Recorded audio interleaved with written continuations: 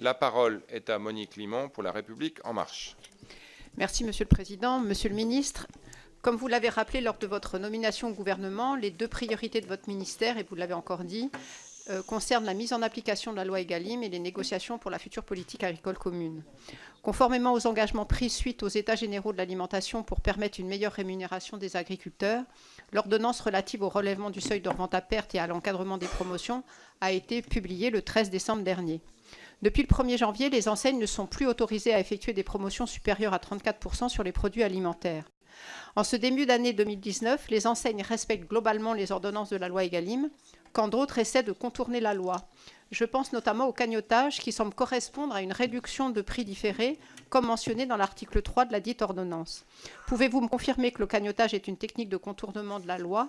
Et si oui, quelles mesures peut-on prendre à son encontre?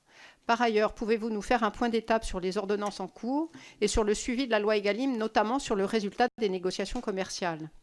Sur la réforme de la politique agricole commune, plusieurs incertitudes demeurent, notamment sur la volonté de la Commission européenne de diminuer son budget de 5%, en lien avec les incertitudes liées au Brexit et à la nécessaire protection des agriculteurs contre les risques sanitaires.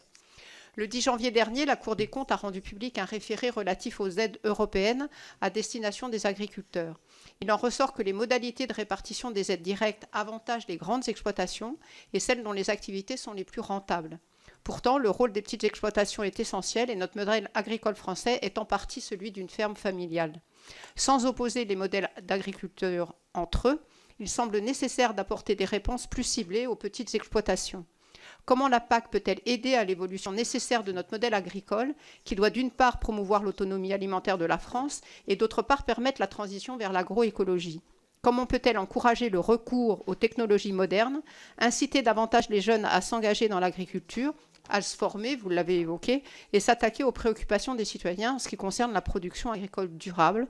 Pensez-vous que la France saura se faire entendre pour défendre notre modèle agricole? Je vous remercie. Merci.